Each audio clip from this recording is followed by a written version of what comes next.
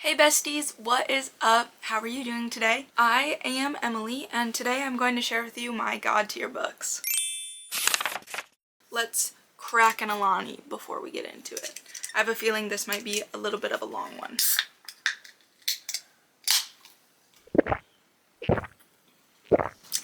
Okay. So many kids in our house. Let's turn the sound up. And that's why coffee's for grown-ups. I thought this would be like a great video to kind of like get to know me and get to know my book taste a little bit more. There's like a mix. I only have one standalone book. I have 2 romance series, 2 mystery series, and 2 fantasy series that I would consider my God tier books. And I did not plan it out that way, that's just how it happened. The first book I have and the only standalone is Red, White, and Royal Blue by Casey McQuiston. I love this book. Y'all, I'm taking off my glasses because the ring light's annoying. This is one of the only books that I can remember staying up late and waking up early to read. I read this several years ago and I still think about it so often. This was also, I think, my first romance. In this book, the President of the United States is a woman, and this follows her son and the Prince of England as they go from like enemies to lovers. They start off not liking each other, there's this big mishap, and then for PR reasons they have to be around each other and be like, oh, actually, like, we're buddies, we're best friends. And then they fall in love, and I just love it. To me, this book is perfection. The way it's navigating, discovering your sexuality, but also dealing with it in a public space and being accepted and things like that. Like, I just love her so much. She has such a special place in my heart. Up next, I have 2 adult romance series, and I don't own them, which stinks because they're God tier. Like, what do you mean you don't own them? But we're working on it, okay? So up first, I have Into the Darkness by Navessa. Currently, this only consists of Lights Out and Caught Up. There is Game On coming out in March, which I'm very excited for. And these are 2 dark romantic comedy books. The first one follows Allie, who is a nurse, and Josh, who is I think he's like a software engineer by day and a mask talker by night. Allie is a big fan of his, and so one day he decides to break into her apartment, film a TikTok there, and then set up cameras to watch her, and it goes from there. And truly, like, it's so funny. Please, if you have not read this book, listen to it on audio. It is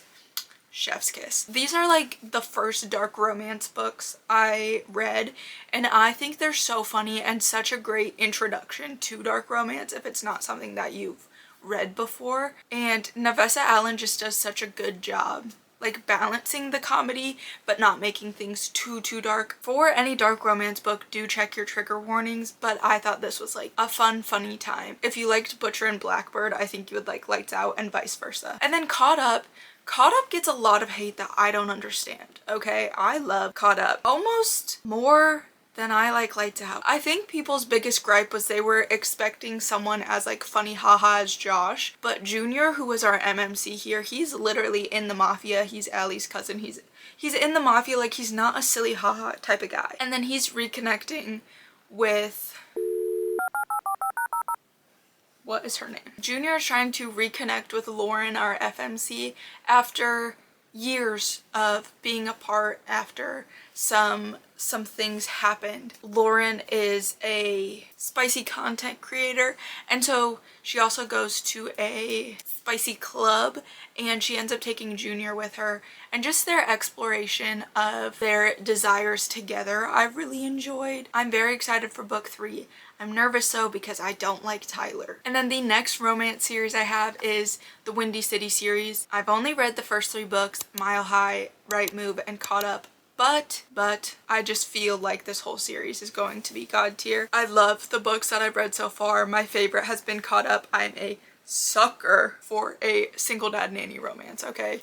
That is just something about me. I love a single dad. But this series follows 5 different professional athletes in the Chicago area. It follows Xanders, who plays hockey, Ryan, who is in the NBA, Kai and Isaiah, who are brothers who play baseball, and then Rio, who also plays hockey. I just think that the men in this series are so good. Like, they are like what men should be, if that makes any sense. Like, they are, if he wanted to, he would. Ryan Shea literally learned sign language so he can communicate with our FMC Indy's dad.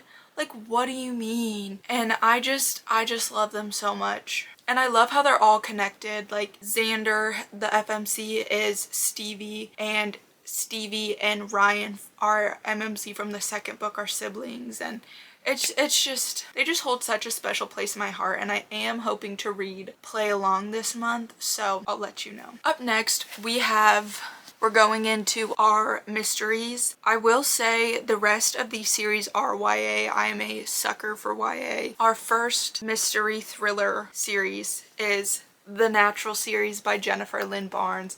I love this series with my whole entire heart. It is, let's see if I can hold them, The Naturals, Killer Instinct, All In, and Bad Blood. This series is described as Criminal Minds but YA, and there's truly no better way to describe this. This follows 5 teenagers who have these abilities. 2 are like the profilers from like Criminal Minds. 1 can detect emotion. 1 is like they can tell if someone's telling the truth or lying, and 1 person is really good at math. So together they work to solve cold cases for the FBI. And what I like about this series is that each book kind of follows a different cold case, but there's an overarching one that we follow throughout. And one of my biggest pet peeves in like mystery series is when we have a book, like I'm gonna call Truly Devious out here, okay, where the main mystery doesn't get solved until the end of the 3rd book, and there's not really anything being solved in the other 2 books. And it's like, what is the point? But here you do have different mysteries being solved in every book, which I really enjoyed. And these are a great book to get back into reading. I binged these during COVID.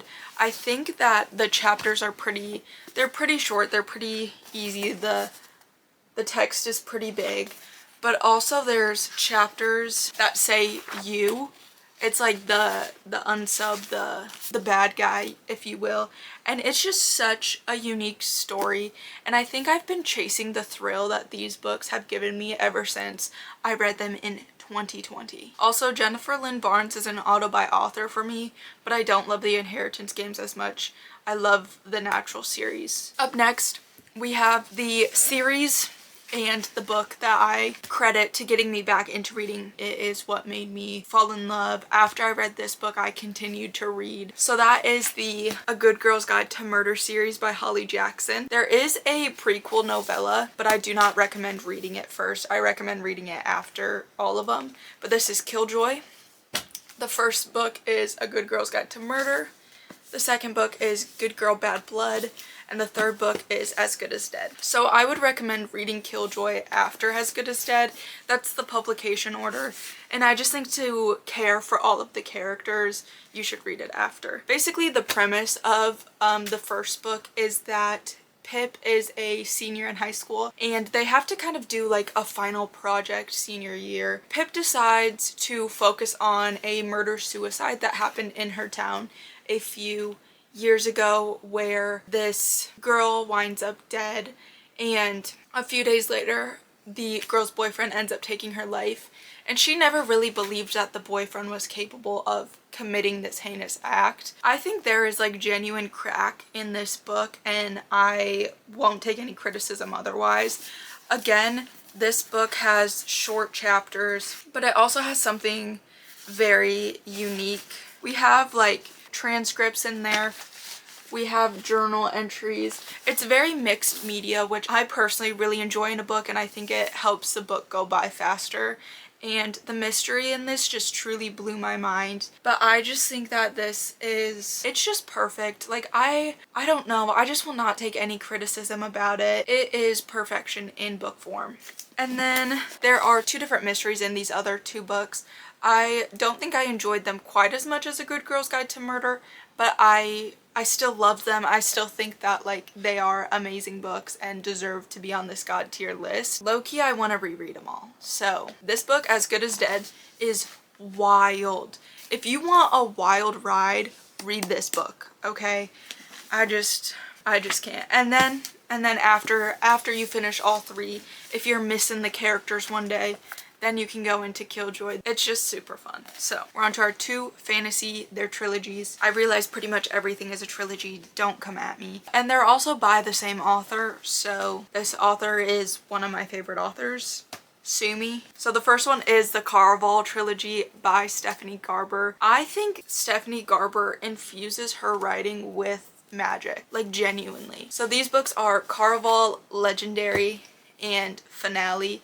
The premise of this basically is that there is a magical game that appears every year and you have to be invited to it. And our 2 sisters, Donatella and Scarlett, are invited. Basically, if you win, you get a wish. It's just very magical. I think I read like 1 or 2 chapters before I went to bed one night, like the first 2 chapters of this book, and then I fell asleep and I dreamt about this series. Like the writing is so beautiful and magical and just unbelievable. I love this. I know some people don't. I don't understand. Like truly, I cannot think of a reason that people wouldn't like this. She's just magic. And then last but definitely not least, this is what I would say is my favorite trilogy series in the entire world, and it will take something crazy to top this.